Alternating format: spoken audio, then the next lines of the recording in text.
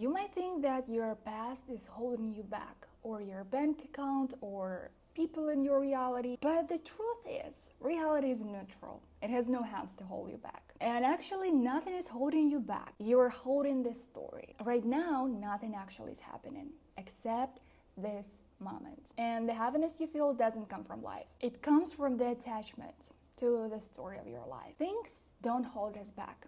Attention does. Something happened, a loss, a trauma, a failure. Yes, it happened. It was real. It mattered. It affected you. I'm not denying that. But physically, it's over. The moment is not here anymore. The event itself is not happening now. Right now, there's no trauma happening, no failure happening, no past happening. There's only this moment. And this is where something becomes clear. What hurts you now is not the event, it's the continuation of it. So if the event is physically over, why does it still feel so present?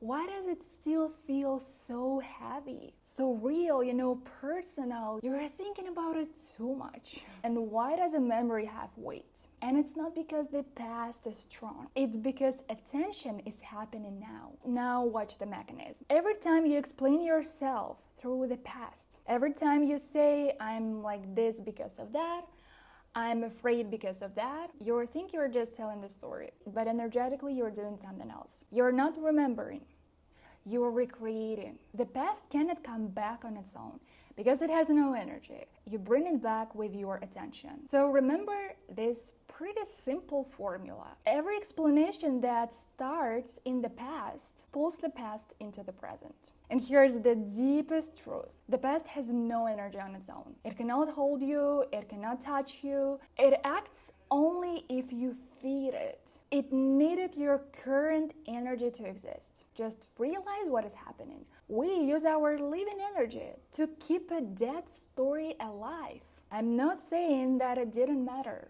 I'm not saying it was just an illusion. The pain was real and the experience was real because it shaped you. But here's the difference. The event was inevitable, but the continuation is optional. You don't have to carry it forever. Nothing is holding you.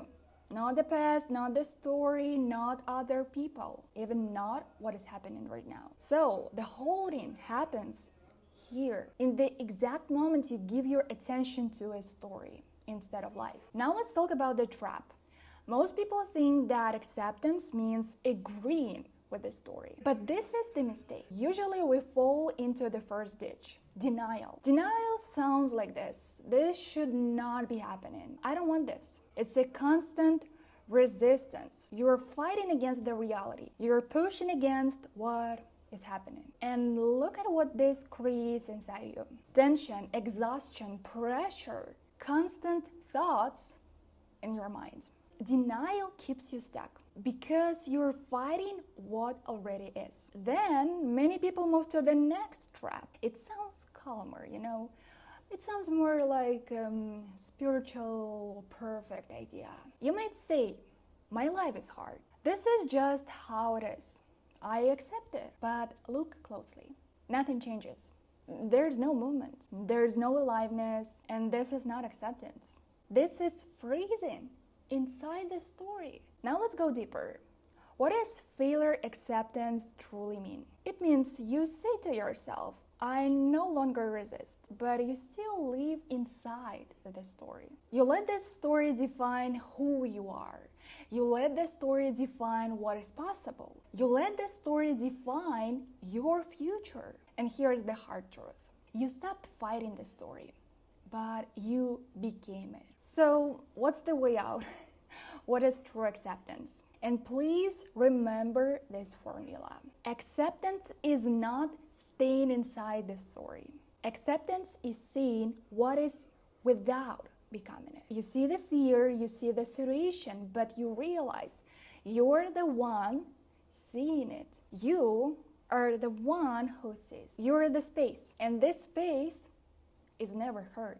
Think of it like this. It is the difference between being inside the movie and sitting in the cinema watching the screen. The movie can be dramatic, it can be intense, and can be emotional. But notice one thing, you're not drawing in it anymore. You're safe in your seat. And this is the difference. The story can exist without owning you. So let's be clear.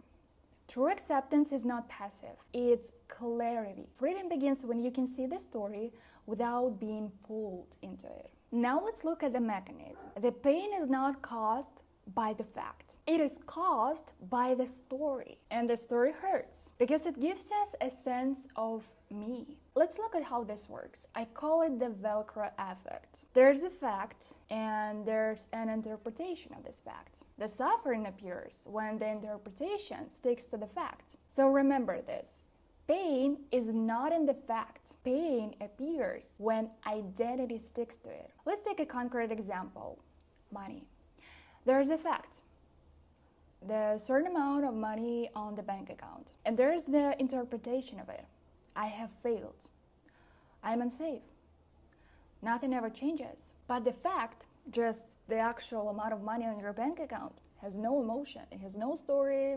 It's just neutral. But the story behind is personal. So here's the deep question. If the story hurts us, why do we keep it? The story hurts not because it's true. It hurts because it tells you who you are. The mind is afraid of silence. The mind is afraid of being nobody. So it grabs the pain. Even a suffering identity is still an identity. Even a victim is still a somebody. We hold onto the story because without it, the familiar me disappears. So let's experience this directly right now. Look at your hands or look at the wall in front of you. Notice how the mind starts to identify it. Notice what the mind quickly says. This is an old hand. This wall is ugly. Now drop the words. Look again. What is actually here? Color, light, sensation, texture, what else? Presence. This is the fact without identity. Now apply this to your life. Think about the situation that scares you the most. Start stripping away the layers. Remove the adjective. Unfair, terrible, impossible. Remove the conclusions. Remove the future predictions. Remove the story. What is left? Usually just a sensation in the body or a simple task to do.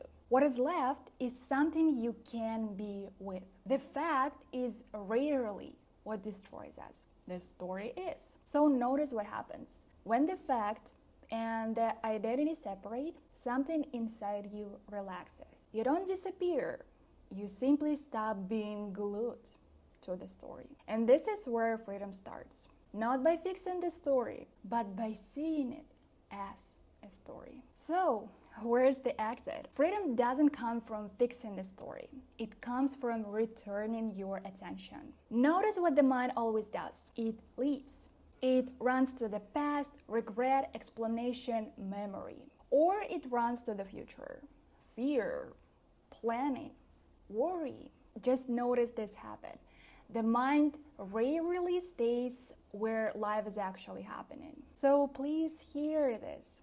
The exit is not solving the problem in the future. The exit is not understanding it better. The exit is simply to stop leaving yourself. Stop leaving yourself. Come back to the sensation of being here. Let's do this right now. Don't think about it, just do it. Feel the weight of your body resting on the chair. Notice your breath. Don't change it, just notice. Hear the sounds in the room. Hear the silence behind my voice. Sense the space around you. Look around. Right now, in this exact second, nothing is actually happening. Stay here.